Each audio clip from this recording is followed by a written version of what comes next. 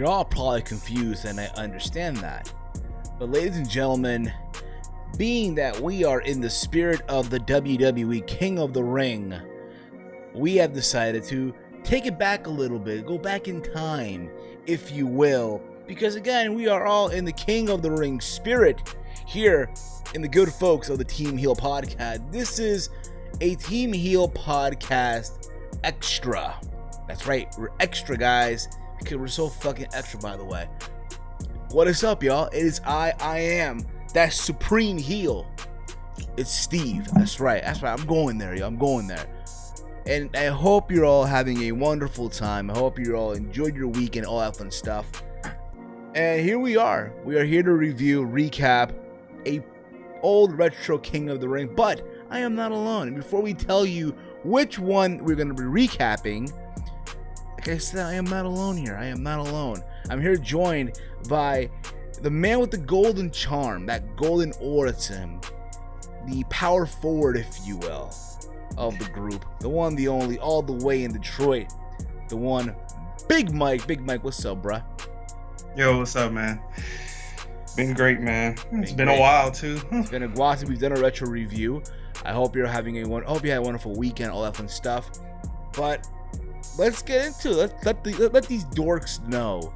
Let these schleps know which King of the Ring we're reviewing. Because again, Mike, we are in the King of the Ring spirit. You know, we think about this, right? We didn't do a retro review for SummerSlam, which kind of was one of the plans, but we didn't do it. But being that right. WWE, let's pause the music for a bit, all right? Let's pause the music for a little bit, all right? All right. See, being that, again, we are in the spirit of the King of the Ring, and it's literally going to be going down for the next couple of weeks, basically, on WWE programming. So because of that, we have decided to do a retro King of the Ring reviews in the upcoming weeks. For the upcoming weeks. Let me just correct myself here. And Mike, we have decided to, we're going to do this, right? Let's do this correctly. Do it the right way. We're going to start things off here, going back in time to the inaugural King. And now keep this in mind. Yeah, there's been previous King of the Rings, you know, back in the 80s where King Harley Race won, King Haku. But we're talking about the event. The King of the Ring event. Not the one-off tournament that they've done before, or that shit they did back in 2014 or 15 with Bad News Barrett. Alright? We're going to talk about the inaugural King of the Ring, the 1993 WWE King of the Ring, which went down on June 13th, 1993, from the Nutter Center in Dayton, Ohio. That's a weird fucking name, by the way, bro. What is that center called again? The Nutter. The Nutter? The Nutter Center in Dayton, Ohio. Oh man, that's the Nutter. The Nutter. I'm a nutter, bro. Don't nutter. Christ. Don't. I know. The Nutter Center in Dayton, Ohio. The capacity of the show, I guess the attendance for the show was 6,500. It also had a buy rate of a 1.1 million buy rate, pay-per-view buy rate, which was the highest in King of the Ring history until 1999. Now, keep this in mind, all right? 1993 for WWF was the last shit going down, right? You gotta keep this in mind. This was after WrestleMania 9, literally, and you gotta remember WWE at this time was going into that transition mode with the next generation, right? That was their plan, like the next generation. They were transitioning away from all the old school guys that were there at one time into this new crop of talent that are going to lead the charge of the upcoming years in WWF. And this pay-per-view, for me, I'll say this right now, granted, there's more that we're going to be watching, more King of the Rings in the upcoming weeks, which, by the way, next week we'll be recapping the 1996 King of the Ring. So, for me, keep this in mind, it's been a while since I watched an actual King of the Ring event. And this was literally on the fly, and I watched the show. I'll say this overall, this has to be the best King of the Ring tournament that I've seen thus far, in my honest opinion. Yeah, I'll have to agree with you on that. And on the flip side, I found some 10 facts about the King of the Ring 93. Okay. that should be interesting. So maybe if you want to hear a few of those, you can kick it to me. So, okay, what we're going to do before we get into the show, let's start off with the 10 facts. I'm assuming this is from what culture? Yeah. Okay, shout out to the Good good guess. shout out to the good folks from whatculture.com. Okay. Let's go again, guys. Thank you all for tuning in. Thank you all for watching this. You can follow me on Twitter at HeelSteven. Big Mike, let them know. Let these dorks know. Where can they find the man with the golden charm? Our center forward here of the group, if you will. Yeah, you can find me on Twitter at Big Mike 199519 and on YouTube at Big Mike's Wrestling Recap Show. Exactly, guys. All right. Um, and before we get into that as well, before we get into the 10 facts, we let you guys know that if you have not yet checked out episode 306 of the TEAMHEEL podcast, where we gave our thoughts on the so-called Wednesday Night Wars between NXT going to USA Network starting in September, I believe the 18th, right? If I remember correctly, the 18th, sometime in September, going head to head with All Elite Wrestling once they make their move to TNT, and the fact that NXT moved to USA Network on 2 hours, stuff like that, and so many other stuff that we've talked about on that show. If you have not checked that out yet, go give it a watch. So, Big Mike, I'm gonna pass it over to you. I'll make you the hot tag, if you will, and proceed. The 10 interesting facts, and maybe we'll talk about it in between. Okay, how about that? Yeah, we'll talk about them In when between. need be. But Okay. I just want to roughly go over these because I thought it was a little interesting. Okay. We're gonna start off with number 10 is from 10 to 1. So the phrase, because I know you probably heard this when the pay-per-view first started, the phrase "Heartland of America" was used in place of the location of the pay-per-view. Really? What does that mean, Yeah, Mike? because they were in Dayton, Ohio, at the Nutter Center. Oh. So what you're telling me is instead of them trying to call it the Nutters, they're called, oh, we're the heartland of America. Yeah. And They I knew. believe They on knew. previous episodes of Raw, there were no mention of what city they were going to be in. The This happens when they're in smaller cities or cities that aren't really attractive to say on television. So they come up with a phrase, and the actual name, they couldn't call it the Buckeye State because they'd be like, oh, they're in Ohio. It's like, who wants to go to Ohio to a wrestling event? But obviously, it was a jam-packed arena, as we saw in the pay-per-view. But they were considered as B towns, so that's why they call it the Heartland of America because it sound attractive. Okay, fair enough. Okay, I had to thought because hey, it's kind of weird calling it the Nutter Center. We're in the Nutter Center, baby. Right. And you want me to go through all of these? Sure, let's get into it, man. Let's get into it. Hope you guys enjoy this. Give us your thoughts as well in the comment threads of this humble little podcast that we're doing for each and every single one of you dorks and virgins out there and all that fun stuff. So take it away, Mike. Number 9. All right. So this is gonna be regards to the dark match that happened before the show. The USWA title was defended in the dark match. So I guess this was sort of the Memphis-based U.S. United States Wrestling Association in the early days of a collective Jeff Jarrett and a number of local shows. And Jerry King Lawler joined the broadcast team and wrestling occasionally. Was in trades of some McMahon talent to appear on USWA shows. So I guess like that's where they sent didn't the Undertaker show up on a USWA show? I believe so. Yes, I do believe So that I he guess did. this was the get back, I guess. And the heavyweight championship in a scene. So Papa Shango, who was directionless at the time, was in the match. And I don't know who he faced, but it was untelevised, and it was Papa Shango and Owen Hart in the match. Fair enough. Okay. Now, what about the next fun little fact, Mike? Um, the commentary experienced technical issues.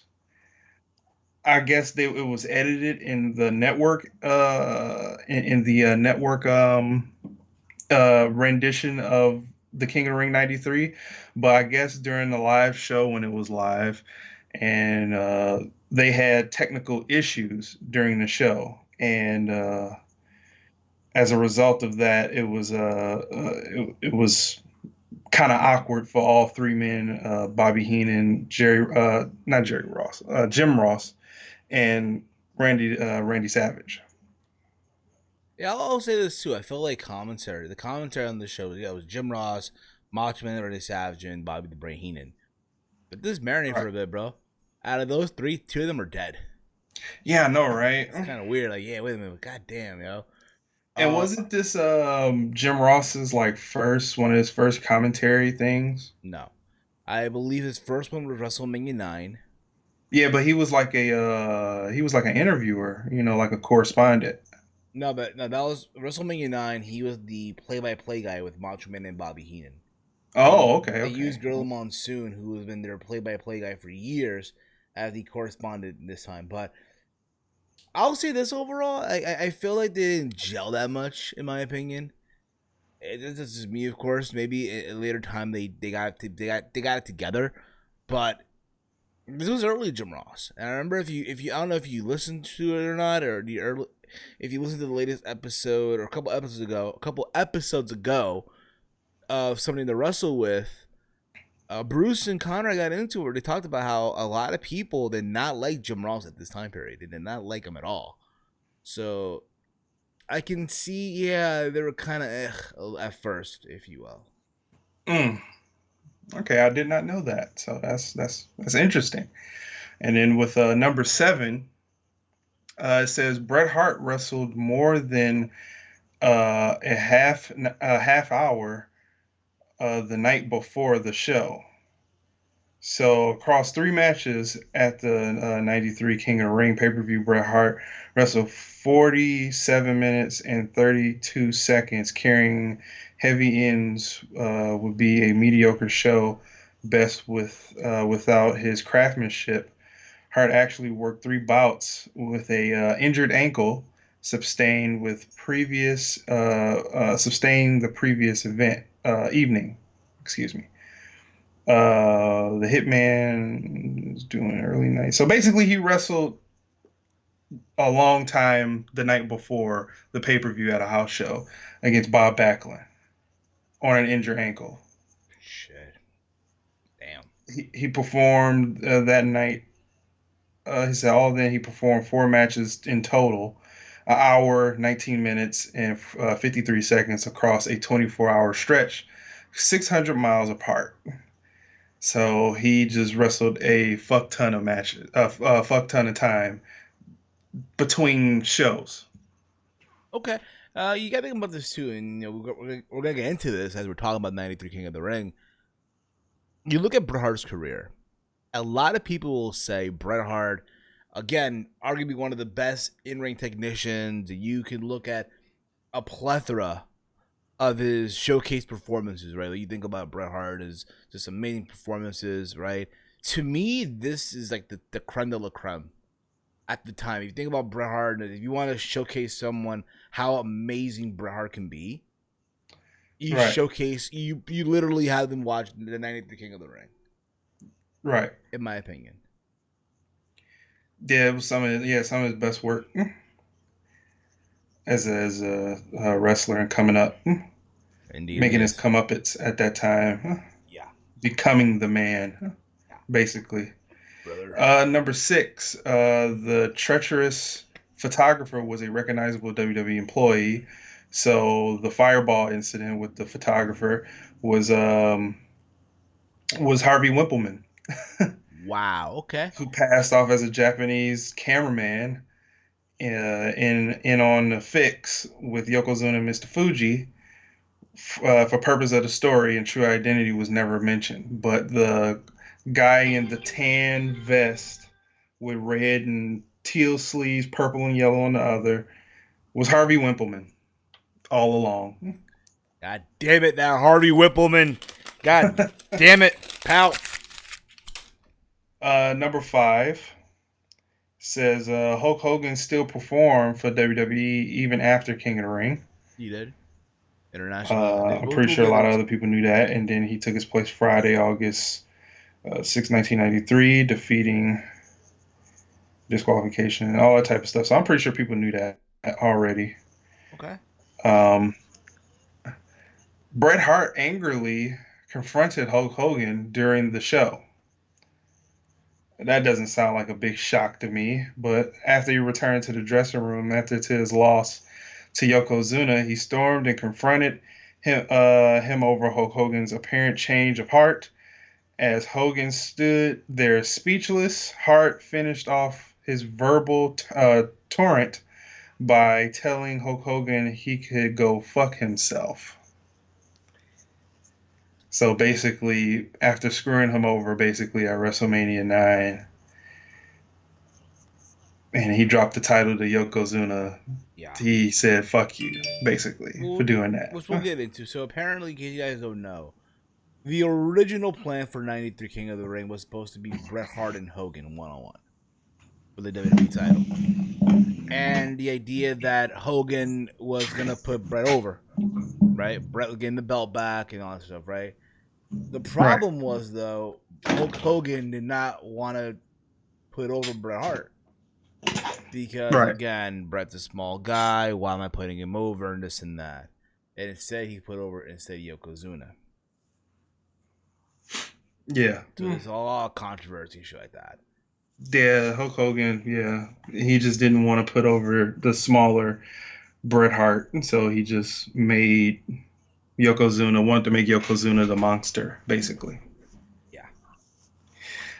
Number three, Jim Ross alluded to IRS past as Mike Rotunda. So he basically called him Mike Rotunda on the show. So in Yeah. addition to his reign with Ted DiBiase and Money Incorporated, Shyster had two prior reigns with Barry Windham in 1985 as the U.S. Express. In the kayfabe era, this is only known connection ever made between Shyster and Rotundo identities. So that's probably one of the other reasons why Heenan and Savage, really didn't like him on commentary at the time because, he was. This was more cartoonish. It was supposed to be more cartoonish and not really real life. Yeah. So that's understandable. Number two, Bret Hart became the only two-time King of the Ring winner, which is weird to me. Says the King of the Ring concept, as said before, dates back untelevised house shows. Oh, so yeah, I've heard of this before. Yeah, during like a house show, he won the King of the Ring. I think it was like in '91, something like that, on a house show, and he won the King of the Ring. So and then he won the King of the Ring again. Yep. Obviously, the most popular one in '93. So All I right. guess that's another fun fact. If nobody didn't know that, so I've heard about that before. Have you heard of that before? I've heard about there being previous King of the Ring. It was used like a house show prompt, like a Right. theme of a house show. Come to the King of the Ring with the best superstars. I heard that. I knew that the previous winners were, like I said, King Haku, the King Harley Race, rest in peace, Macho King, stuff like that. But it never really like crossed my mind that Bret Hart was like again a two-time King of the Ring winner. Yeah, Haku had to have been like in '92, right? Because That nah, it had to be in the '80s, bro. In the '80s. from what culture said, they announced all the '80 ones. They said with victories include Don Morocco in '85, Harley Race in '86, Randy Savage in '87, Ted DiBiase in '88, Tito Santana in '89, and even Bret Hart in '91. So maybe um, somewhere in the '80s, they don't mention it. Well, let me see when he became Okay, fair enough. But King Haku. what was the number one though, Mike? The number one interesting fact. The number one fascinating fact: Jerry Lawler legitimately injured Bret Hart during the coronation attack. I mean, it led to a good program, I guess. I know people when you look back on Bret Hart's like line of work, Yeah, you look back to Bret Hart versus Owen, Bret Hart versus Shawn, the Bret Hart Steve Austin feud. I'll say this, to me, I can appreciate Bret Hart versus Jerry Lawler. That's just Yeah, me, I of can course. appreciate the build up too. Yeah, I can appreciate it for what it was worth. So that was interesting, Mike. That was very interesting to hear the 10 fascinating facts. So again, this is coming out after WrestleMania, and this basically again they were doing this whole tournament, the crown the king of the ring, and keep this in mind, right? That they had first round matches on television. So what you saw here were the quarterfinals and the semifinals of the King of the Ring. So they had, like, you know how, like, again like on Ron's, like this, like now on Raw and SmackDown, they're having matches, right? But they'll have like the semifinal and the finals on the pay per view. Like they did that like back in '99 and 2000, 2001. I'm assuming, if I remember correctly, so, like shit like that, right? So you Right. look at the bracket from then. On the first one, this was like all done, I'm assuming, on Monday Night Raw and on Superstars and shit like that, right? So Bret Hart had a buy-in. I guess because he was WWE champion, former champion, all that stuff. He had a buy-in to this tournament. You had Razor Ramon beating Tito Santana with a pinfall in 3 minutes 21 seconds, right? Right. Mr. Perfect defeated Doink the Clown. The match went about 11 minutes and 30 seconds, right? Right. Mr. Hughes defeated Kamala via countout. Hacksaw Jim Duggan defeated the USWA champion Papa Shango, right? Right. 8 minutes 39 seconds. Keep this in mind, this is all the first round matches, okay? Bam Bam Bigelow defeated Typhoon in 5 minutes and 8 seconds. Bob Backlund lost to Lex Luger, the Narcissist, via countout on 4 minutes 53 seconds. And Tatanka defeated the Giant Gonzalez via disqualification in literally 3 minutes. Yeah, that horrible Giant Gonzalez. So the brackets this was basically like the first round, like the shit you saw on pay per view, basically what you saw on the pay per view, right? The Right. quarterfinals and the semifinal and the finale. The quarterfinals, you had Bret Hart versus Razor Ramon, Mr. Perfect versus Mr. Hughes, Jim Duggan versus Bam Bam Bigelow, Lex Luger versus Tatanka. Right? That was basically your core for the pay per view itself. Right. And Mr. Hughes at this time was feuding with Taker, right? Because he had his urn. Yeah, well, I want to assume so. Yeah, at the same time, Taker was feuding with like the whole Harvey Whippleman like faction. Okay. So there is that. Oh, and also to add, King Haku was in 1992, so he was the last unofficial King of the Ring. Yeah. So basically, okay, these were the matches, right? So we had the kickoff match here on the main show, Bret Hart versus Razor Ramon. I thought, honestly, it was a very, very good match. I really enjoyed it. It was like, again, the rematch from the Royal Rumble. Right. If you think about it, too, it was like the rematch from the Rumble. Overall, I enjoyed it for what it was. Bret Hart here took a beating, and again, like we said here, this, when you think back of '93 King of the Ring, it was a good way to showcase Bret Hart. Like, yo, this guy can do, like, amazing shit. This is a guy wrestling 3 matches in one night, and in each match he took a beating. What do you Yeah, think, he Mike? did. He certainly did. And I really liked this opener because it really showed that, Razor Ramon can also work too. And he was very underrated as such. People really don't give him credit. I think was it no, this was a year before the ladder match. So, and then you will really see it come out during the ladder match. Exactly, absolutely. Again, this is basically a match where Razor Ramon beating the hell out of Bret Hart, stomping on the fingers. I remember that. Um, Again, just Bret Hart taking the beating. They reference the fact that, again, former WWE champion, former Intercontinental champion, tag team champion. But yeah, here he is. He's taking this beating, basically. But yeah, eventually he does end up getting the win over Razor Ramon. Right. What do you think, Big Mike? Yeah, I thought it was yeah, like I said, I thought it was really good. And you know, Bret Hart, it was just freaking good. Exactly. Absolutely, Mike. After this, again, the match went about 10 minutes and 25 seconds, by the way. That's how long the match went.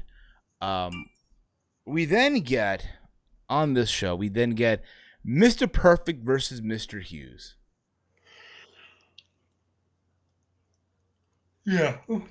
Yeah, bro. This match, for what it was, yeah, Hughes came out with Whippleman. They had the urn. A match where I'll say this: Perfect hung in there for a while, overcoming the strength of Mr. Hughes. All you want, but it was all said and done, like yo, what to me this is what comes out of it, like yo, Mr. Hughes is an idiot. Yeah. Like I was digging the gimmick. Yeah, he's like the secure, he's like the bouncer almost, right? He's Mr. Hughes, but he comes off like an idiot here by getting himself disqualified by attacking Perfect with the urn. Yeah. He comes off a complete fucking moron. I'm sorry.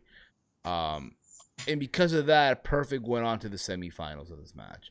Mike, what about you? What were your thoughts of this match for whatever it was worth? Yeah, I totally agree.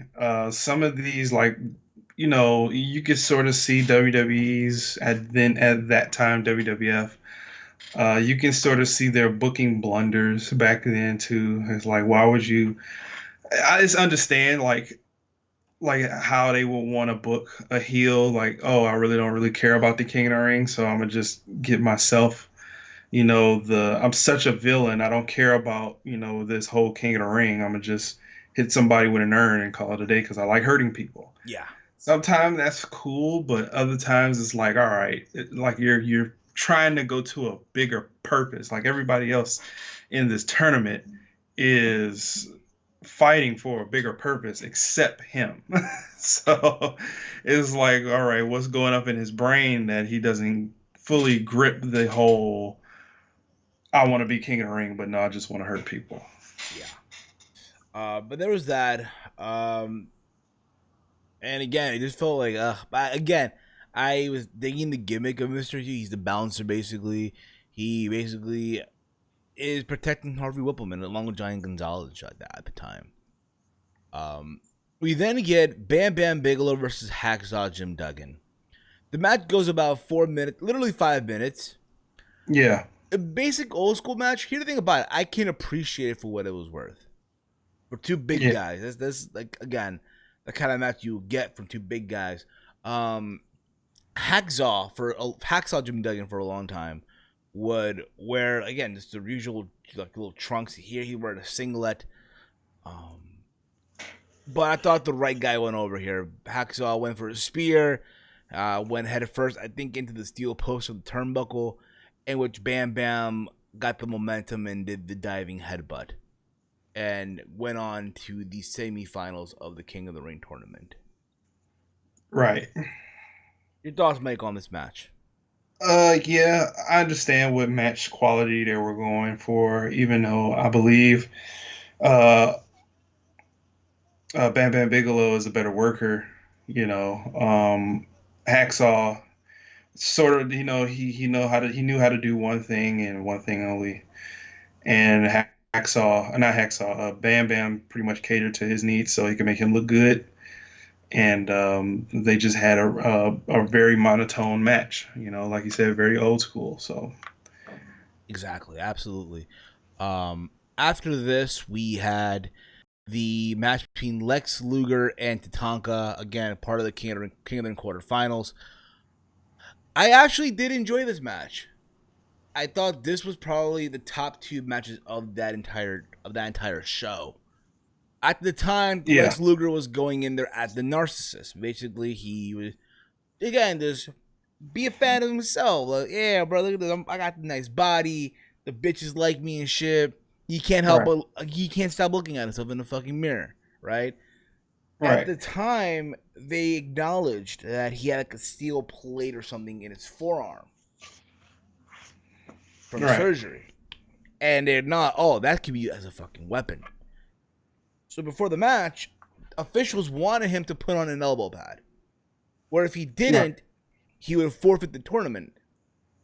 At the time, he was undefeated. Undefeated in this tournament. So was Tatanka. Right. And I thought this was a very good back and forth match. A lot of good near falls here. And you kind of knew where they were going to go with it. You kind of knew, like, okay, they're going to end in some count out. And it happened.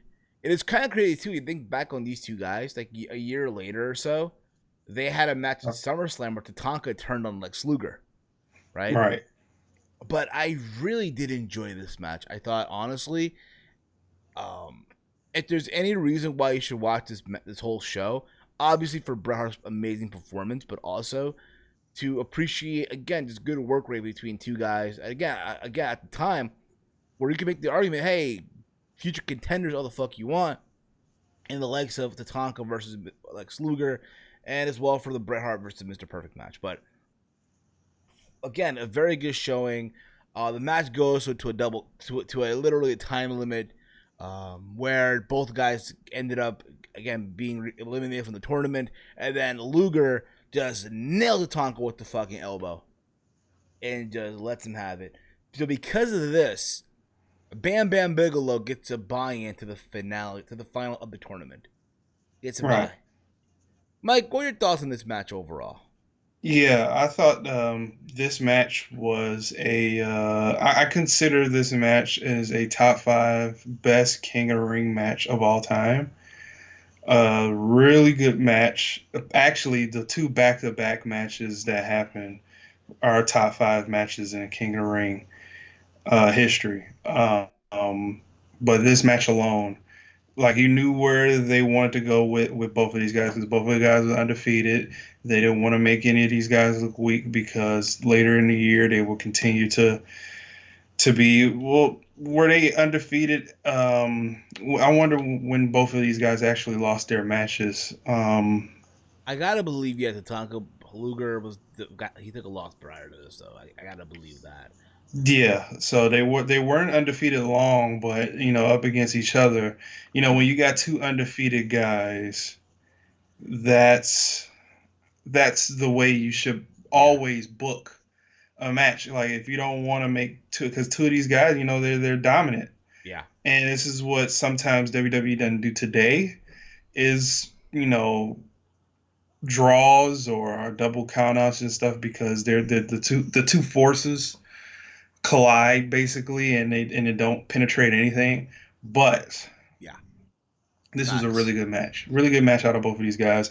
Not the biggest fan of both of these guys, but this was probably the perfect mix for each other, and they belong to be in a ring together. Absolutely. After this, we get again, like you were saying, another good match on this entire show: Bret Hart versus Mr. Perfect.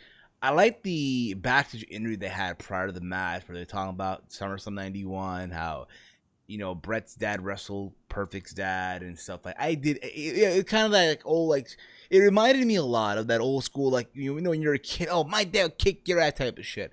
I thought that was very funny, very cheesy, and again, you just knew what you were gonna get from these two guys. You just knew that already, and they went out there. And I thought, again, to me, this was the match of the tournament. Right. Hands fucking down. Again, Bret Hart taking a fucking ass beating here. Again. And they acknowledge how, again, he had a grueling match with Razor Ramon. And how Mr. Perfect got literally a buy-in when you think about it, because the stupidity of Mr. Hughes. Right. And you literally thought, okay, this is where it ends. It's over for Bret. It's over. And again, there's a moment in the match where Bret's on the apron, and Luger, like, he swings the rope, and Bret falls into like a little, I want to say like a storage bin almost, that's literally there outside the ring with water bottles and cans of Pepsi and shit like that. Right. Say, oh, he fucked up his knee. Oh, he fucked up his knee. So not only is his fingers taped up, right, from the beating from Razor Ramon, but now he's fucked up his knee, right? And again, just a back and forth. There's a moment in the match where Bret locks in the figure 4 on Mr. Perfect. Yeah. But it was all said and done. Bret rolls up perfect for the 1-2-3, and Bret Hart goes into the finale of the King of the Ring to face Bam Bam Bigelow. Mike, your thoughts on the match? Yeah, this match was, like I said, this is top 5 match in King of the Ring history. Really good story before the match to lead into this match. Who is the best out of the two offsprings? Basically, yeah. And they just delivered. And this is a second reason to watch this pay per view, and this is what really culminated this pay per view to be so good at its time and really grow with age. Absolutely. Absolutely. From there, we get, and again, just if you guys don't believe us, just go watch the show. It's on the network. If anything, just for those two matches that we just talked about, Lex Luger Tatanka and Bret Hart and Mr. Perfect. We then go on to the WWE Championship match. Hulk Hogan defending the WWE Championship, being accompanied by Jimmy Hart versus Yokozuna, who is being accompanied by Mr. Fuji. The rematch from WrestleMania 9. You had all these photographers outside the ring. I'm just gonna say it. The promos were great. I enjoyed the promos. You'll always get a good promo from Hogan. But the match was the bleeding shits. This match sucked. What they were trying to establish here, oh my god, Hogan could not body slam Yokozuna. Like, he could body slam Andre the Giant, but he can't fucking body slam Yokozuna, right? Who was lighter than Andre, yeah. The entire match, yeah, is basically your Hogan match, basically, where Hogan will get an ass beating early on. He'll Hulk up. Yoko eats the leg drop, but will surprise people here. Oh my god, Yokozuna kicked out of the leg drop. Right. Kicked out of the fucking leg drop. And you see, again, we talked about this in the 10 Fascinating Facts. It was a photographer. Again, they had photographers outside the ring, right? Taking photos and shit like that. Right. They're hyping up Yoko like this big Japanese star, even though he's really Samoan, low key. And there's a photographer's he's on the apron. Jimmy Hart tries to get him off the apron, but the photographer like kicks him out, whatever, right? And he throws a fireball into Hogan's eyes, which then causes Yoko to hit like a belly to belly suplex or something like that, or a super kick, one or the other, and get the 1-2-3 to defeat Hulk Hogan and silence everyone. Keep this in mind too. You can tell that Hogan at the time was still a star. Hogan was still a draw. To some regard, granted, you know what it was? Is that phase where, okay, yeah, you're tired of Hogan, but you can appreciate him. It's like now it's Cena almost. Like, yeah, back then, oh my god, Cena was fucking annoying. But you see him now, is that you can appreciate him. You know what I mean? For what it was worth. That's where Hogan was entering at that time, in my opinion. But after the match, Yoko hits the bonsai drop on the Hogan, and there you go with that. What amazed me too was Yoko's his agility for a big guy at that time. This was prime Yokozuna, in my opinion. Yeah, for a big guy, he was really at that weight. He could do mostly everything.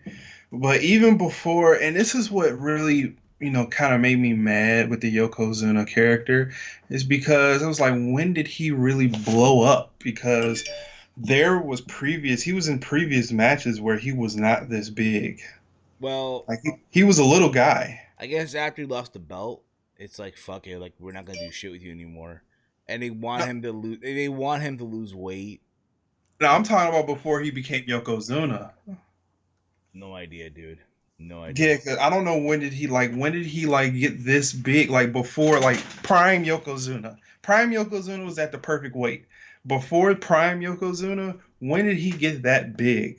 Because there were photos of him when he was little, him and Rikishi. Before he was Rikishi, they were little. I don't know. Guess his metabolism. I don't know, bro. Dude, like these dudes blew up. Yeah, man. Exactly. Look at Rikishi now. You get him, but he was Fatu, which we'll get into in a little bit in this recap. But look at him then as Fatu. Look at him now as Rikishi. His thighs got bigger. Holy shit. Yeah. There was that. Again, it was the end of Hulkamania. Bobby Heenan was losing his shit on commentary. But again, like, it was all quiet in the building in a way. And again, that was the end, I guess, of Hogan on a major platform in WWE. But yet, again, he did wrestle the house show, the international shows. He was trying to get back into New Japan as well, and then eventually he appeared in WCW a year Right. after. Moving on here, Mike. Moving on. But again, Mike, what were your thoughts overall? I didn't ask your thoughts on the Yoko versus Hulk match. You decided being the bleeding shits. Yeah, there's pretty much no input on this. It was just not a good match. We had the Smoking Guns, Bart Gunn and Billy Gunn, the same Billy Gunn that works in AEW now, versus the Steiner with the Steiner brothers, Rick and Scott versus the Head Shrinkers of Fatu and Samu and Money Incorporated, who at the time were the WWE Tag Team Champions in an 8-man tag. Just a random filler match, I guess, leading up to this match. I guess both the Smoking Guns and the Steiners wanted a shot at Money Incorporated. I guess also so the Head Shrinkers, but I guess Ted DiBiase paid off the Head Shrinkers to lay off. But the match itself was a short match. It literally went 6 minutes and 50 seconds, where I guess Billy Gunn rolls up Ted DiBiase after Ted DiBiase literally had the match won, but refused to get the finish. Your thoughts, Mike? Which match is this? Is the tag team match? Yeah, the 8-man tag team match. Yeah, I really didn't care for this match either. I think these were just the filler matches before we got to the real deal. So I really don't have any much input on it either. It's just a decent tag team match to get us over. Fair enough. Okay, to get everyone to calm down. Okay, it's gonna be okay. Hulk will be alright. Just calm the fuck down, dorks. Yeah, Shawn Michaels versus Crush for the Intercontinental Championship. Before the match, Shawn Michaels finally acknowledged that his insurance policy has a name. It's Diesel. Right. There's that.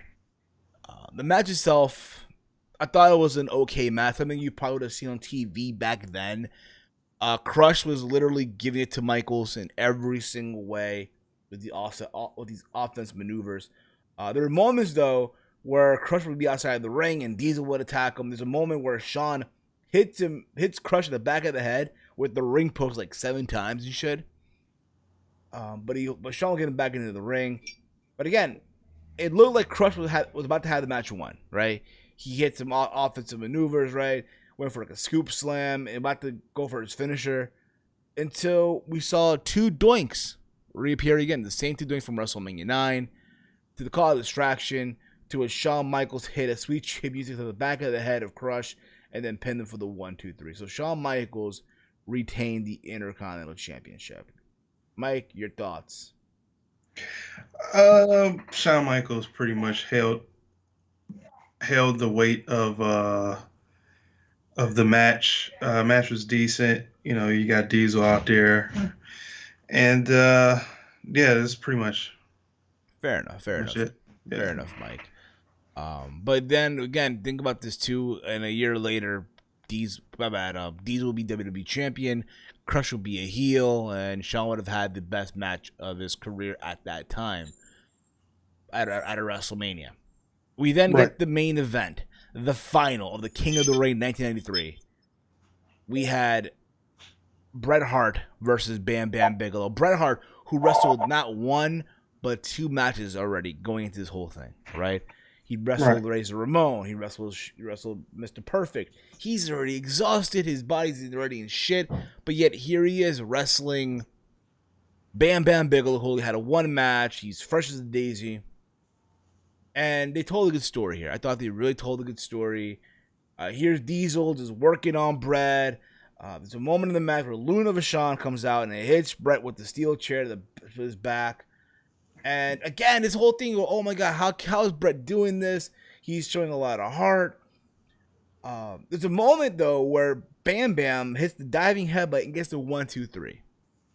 Until Joey Morella, he counts 3, then Earl Hebner comes out to tell the referee that what happened with Luna Vachon. So they have the match continue. And again, Bret Hart's taking a fucking beating in this match, right? Remember this, right? In the Razor match, Razor stepped on Bret's fingers, right? And gave him a beating. In the Mr. Perfect match, Bret Hart fucked up his knee. And here in this match, his back is getting just beaten to shit here by Bam Bam Bigelow, right? And then he just showed vintage Bret, the the double X handle off the middle rope, the bulldog off the middle rope. He tried to go for the sharpshooter, but he couldn't do it. And then, again, just how the fuck is Bret going to beat Bam Bam, right? And then Bam Bam has Bret on his shoulders, and then Bret does like a sunset flip for the 1, 2, 3, and Bret Hart beats Bam Bam Bigelow. He wins the King of the Ring. Everyone loses their mind. Randy Savage gets in the ring, congratulates Bret. We get the crowning coronation, right, of the whole thing. And what do you know? What do you know? Jerry Lawler comes out and attacks Bret Hart at the end of the whole thing. Mike, your thoughts overall? My thoughts overall, Bret Hart is freaking MVP. You might not like, his promo work, anything like that, but his in-ring, his storytelling, his believability, everything culminates pretty much at the end of the show, which what made him, to become eventually a GOAT in professional wrestling. Basically building up to who is the real king, and using Jerry Lawler to build up a match with him later to come. And he just took an overall beating. Exactly. Overall beating the whole show, and still came out with it. It just shows his resiliency, and it all culminated right. Absolutely, it really, really did. And again, guys, if there's any reason why to watch this show, and I don't want to come off repetitive here, but fucking I am. It's just for, again, just Bret Hart's showcase performance here. The fact that, again, he went 3 matches in one night, which is unheard of at that time. Like, yeah, granted, you'll see it here and there in wrestling nowadays. Like, Bryan did it at WrestleMania 30, but wrestling Triple H, then wrestling Orton and Batista later on in the night.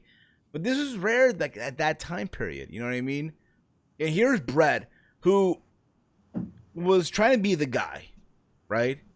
To showcase, hey, I am better than Hulk. I can wrestle 3 matches while Hulk could only do 1 match and shit like that.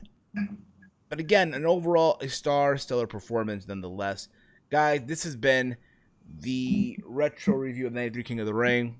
I hope if you guys have watched it, if you watched the show, give us your thoughts on all fun stuff. Mike, your thoughts on the show overall as a whole?